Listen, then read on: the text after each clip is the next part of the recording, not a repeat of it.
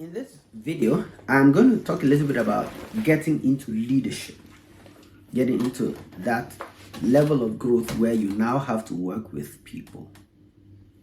You've been shining as a star, so to speak, shining as a star in the technology world, doing your stuff, being recognized as a person. Now you have to lead a team to the point of success that you will get the team recognized. And you have to lead a team to the point where you don't have to know everything. Remember, I was a SQL Server expert, and I now got to a point where this had happened. My boss had to resign to go to AWS, Jerome. I didn't, 2 weeks earlier, Jerome had mentioned, Charles, one of my other colleagues had said, where do you see yourself going? Do you see yourself going to technical leadership, core technical growth in your career, or you want to be a manager?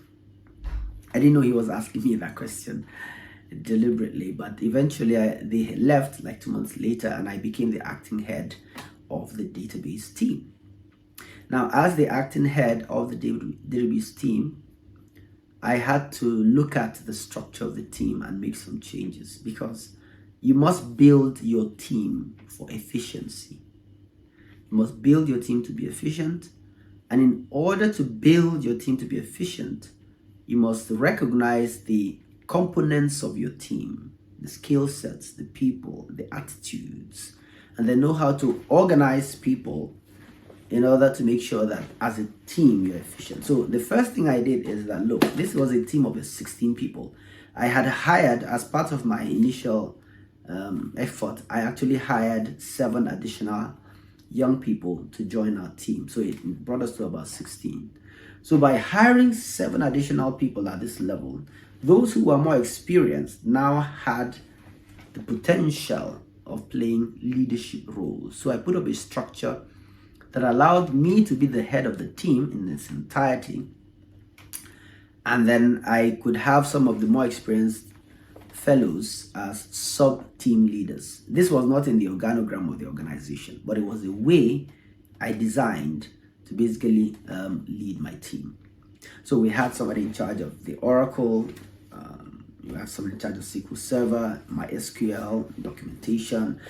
Just made up sort of ways in which we could have more accountability within the team, ways in which we could help my subordinates or my former team members feel that they are also part of the leadership and they could take decisions and drive decisions and so forth. So I think it worked, because the newbies could learn and grow with their sub-team leads. I could always find somebody who was responsible for one aspect of the game, and basically people had the opportunity to show their value and potentially get promoted. The way you handle people within the team, and I'm going to talk later about the people, process, technology triangle, but the way you handle people plays out and affects how smooth your processes become and how much you use the technology, how effectively you're going to be able to use the technology that is available to you, whether that technology is paper, a computer, or a massive data center.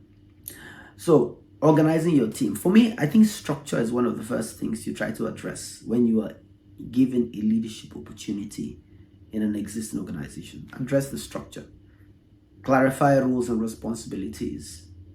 Give people promises in terms of the outcomes, how the outcomes will pan out. Because I believe that if I let you focus on one particular aspect of the game, you have the opportunity to show your value in that aspect, really hone your skills, and then I can make a case for your promotion or otherwise.